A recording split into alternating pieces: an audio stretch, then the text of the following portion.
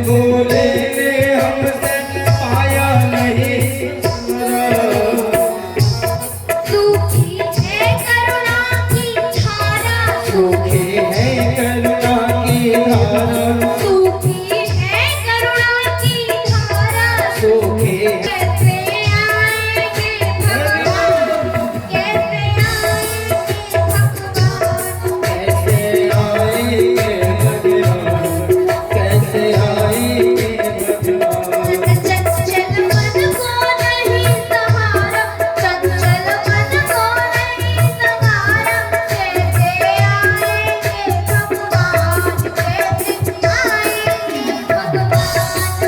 चंचल मन को नहीं संभाला, चंचल मन को नहीं संभाला, कैसे आएंगे भगवान, कैसे आएंगे भगवान। हरि बोल।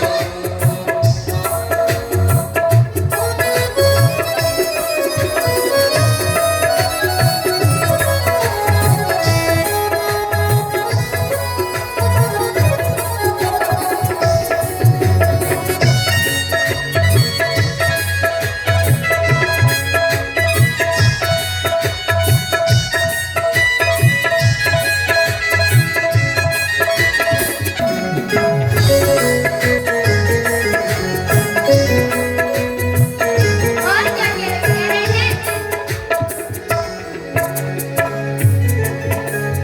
अंदर के पट खोल के देखो, ईश्वर पास मिलेगा। अंदर के पट खोल के देखो, ईश्वर पास मिलेगा। अंतर के पट खोल दे लो, ईश्वर पास मिलेगा। हर प्राणी के अंदर तुझको ईश्वर आभास मिलेगा। हर प्राणी में है परमेश्वर का आभास मिलेगा।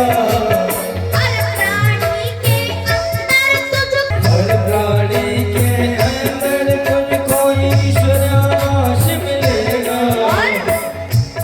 सच्चे मन से नहीं पुकारा, सच्चे मन से नहीं पुकारा, सच्चे मन से नहीं पुकारा, सच्चे मन से नहीं पुकारा। कैसे आएंगे भगवान, कैसे आएंगे भगवान। ओ कैसे आएंगे भगवान, कैसे आएंगे भगवान। अपने आंगन नहीं बुहारा, आंगन नहीं बुहारा, कैसे आएंगे भगवान, कैसे आएंगे भगवान। तेरे आंगन नहीं तुम्हारा, तेरे मन को नहीं संवारा, कैसे आएंगे भगवान, कैसे आएंगे। हरि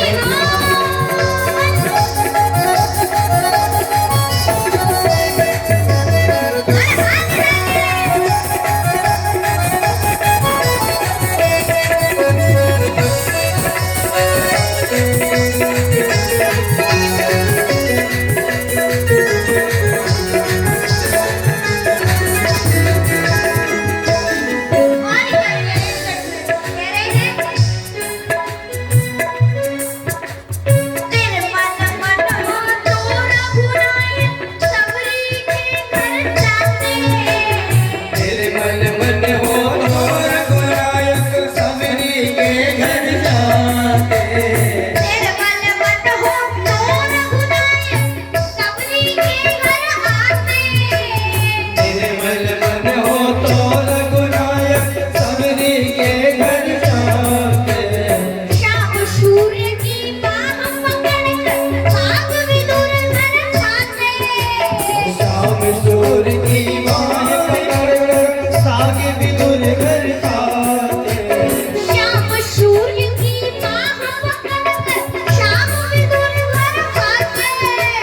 शाम सूर्य की बाह पकड़कर साग विदुर घर खाते।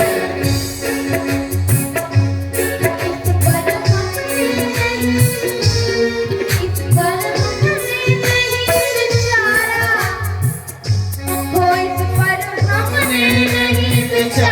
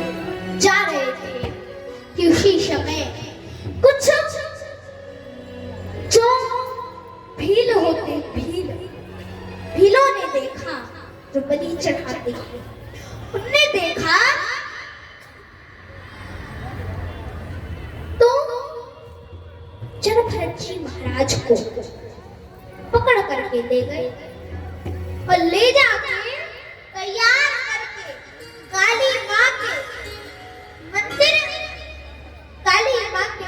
में ले गए और जैसे बलि चढ़ाने लगे माँ बोली, अरे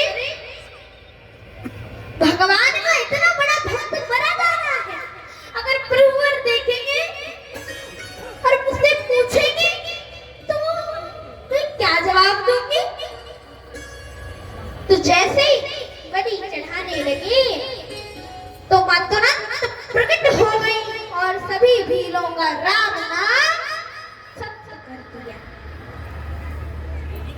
माँ को जड़ भरत जी ने प्रणाम किया और प्रणाम करके वहां से जंगल की ओर जाने लगे। यहाँ रास्ते में रहुगण नाम की राजा पालकी चढ़, एक रहुगण नाम के राजा की पालकी जा रही थी। तो उस पालकी में एक बात बताओ, पालकी किसने किसने देखी है? हाथ उठाओ। देखिए ना, अब बताओ पालकी में कितने कहार होते हैं? कितने कहार होते हैं? चार कहार होते हैं, चार चलाने वाले होते। तो उनमें से उन चार कहारों में से एक कहार बीमार पड़ गया। कितने कहार बचे? 3 कहार बचे के नहीं बचे। अब वो जो 3 कहार चला रहे थे तो कहा कि जो भी मिल जाए इस जंगल में सुन लगा ले। इतने घनघोर जंगल में मिलता तो कौन? कोई नहीं मिला। मोटे ताजे पंडित जी मिल गए, बोले चलो इन्हीं को लगा लो। लगा दिया। अब भरत जी नीचे देख के चलते थे, अगर कोई चींटी चींटा है तो तुरंत छलांग लगा देते। अब बताओ, जब पालकी चलाने वाला छलांग लगाए तो उसके अंदर बैठने वाले की क्या दशा होगी? और जैसे ही पालकी वो जब चला रहे थे तो एक चींटी चींटा तो उन्होंने छलांग लगा दी। छलांग लगाई, अगर उन्होंने सिर में लगे बोला अच्छे से पालकी नहीं चला सकते क्या? पहले से जो 3 कहार थे बोले महाराज हम तो इतने अच्छे से चला रहे हैं। ये जो मोटे ताजे पंडित जी आए ना, जो मोटे ताजे आए यही छलांग को जब कूद करके चला रहे। अच्छा कोई माफ कर, अगली बार फिर से कोई चींटी चींटा आ गया, फिर से छलांग लगा रहे, फिर से लगे बोला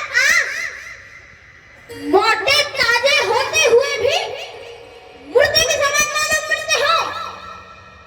अच्छे से पालकी चलाओ। एक बार और माफ कर दिया। कहा चलो ठीक है, अभी माफ कर दिया। इसके बाद एक बार और फिर से कोई चींटी चींटा आ गया तो फिर से छलांग लगा दी।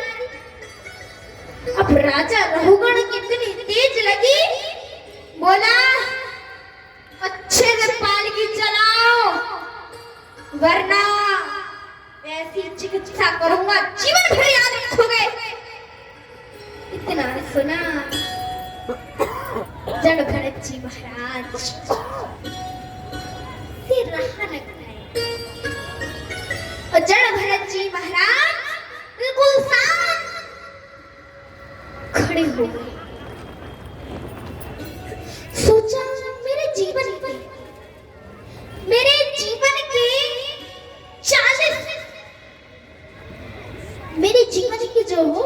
40 वर्ष मैंने कभी किसी से कुछ नहीं कहा, मैं कभी किसी से कुछ नहीं बोला, लेकिन आज अगर मैं कुछ बोलता नहीं हूँ तो लोग कहेंगे जड़ भरत जैसे ज्ञानी ने जिस राजा रहुगण की पालकी को अपने कंधे पर रखा वह राजा आज मूर्ख का मूर्ख ही रह गया। लोग ऐसा सोचेंगे, कहा लोग ऐसा सोचेंगे, तो इसलिए राजा रघुगण को समझाने के लिए जड़भरत महाराज खड़े हो गए, साथ आंखों से आंसू देख के बोले, राजन, अरे राजन, तुमने कहा, क्या कहा तुमने राजन? यही ना कि इतने मोटे ताजे होते हुए मुर्दे के समान दिखते हो। तो देखो ना, मोटा होना, पतला होना, लंबा होना, ये सब शरीर के धर्म है, आत्मा के। कहा मोटा होना, पतला होना, लंबा होना, गिलानी होना, निद्रा आना, भूख लगना, प्यास लगना, ये सब के सब काय के धर्म है? शरीर, मन और बुद्धि के धर्म। मैं शरीर नहीं हूं, मैं मन नहीं हूं, मैं बुद्धि नहीं हूं, मैं तो एक चिन्मयी आत्मा हूं, चिन्मयी आत्मा हूं, जिस आत्मा की कभी मृत्यु नहीं होती, जो आत्मा कभी जन्म नहीं लेती, मैं ऐसी चिन्मयी आत्मा हूं, आत्मा। ऐसा कहा तो और कहा कि एक बात बताओ, और तुमने क्या कहा था? यही ना कि ऐसी चिकित्सा करूंगा, ऐसी चिकित्सा करूंगा, जीवन भर याद करोगे। राजा, तुम मेरी क्या चिकित्सा करोगे? तुम मेरी क्या चिकित्सा करोगे? बोलो राजन, तुम और मेरी चिकित्सा करोगे? अरे गेहूं को पीस कर मैदा तो बना सकते हैं राजन, लेकिन मैदा को भी पीस कर क्या बनाओगे राजन? फूल में से रस निकाल कर इत्र तो बना सकते हैं राजन, लेकिन इत्र में से भी रस निकाल कर क्या बनाओगे राजन? इतना सुना राजा रघुगण तुरंत अपनी पालकी से कूद पड़ा और कूद करके जाकर के जड़भरत जी महाराज के चरणों में गिर पड़े। बोले, महाराज प्रभुवर, आप कौन हैं? कौन आप? बताओ, आप कौन हैं? सुखदेव हैं कि पराशर हैं कि वशिष्ठ मुनि हैं कि वेदव्यास मुनि हैं? आप कौन हैं? कहाँ मैं? अरे राजन, ये तुम्हारी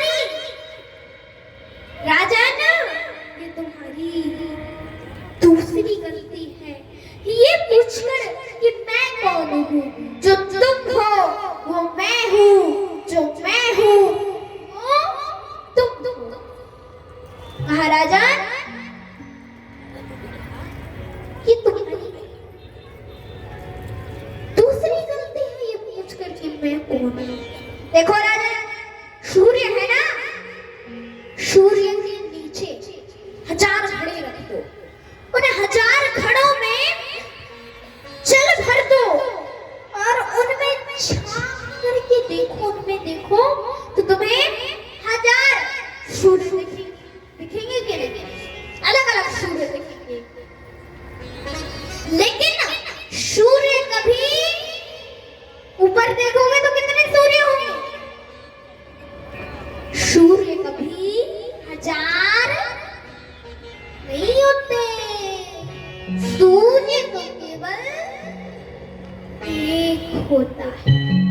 सूर्य हजार नहीं होते, कभी नहीं होते सूर्य हजार, ऐसा समझाया।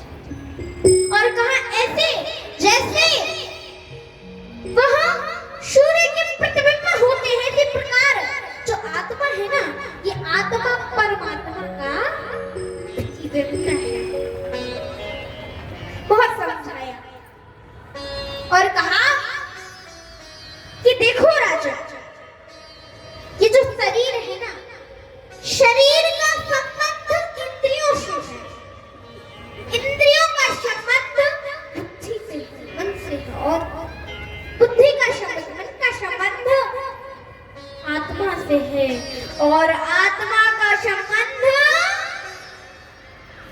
परमात्मा से है। आत्मा का संबंध भगवान से है, परमात्मा से है, ऐसा समझाया।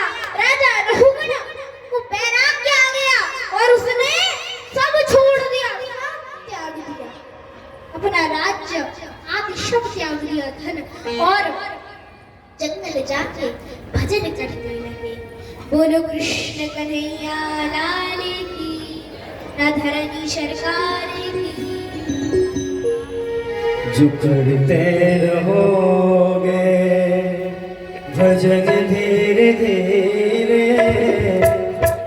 जो करते रहोगे भजन धीरे, भजन धीरे धीरे, जो करते रहोगे भजन धीरे धीरे, भजन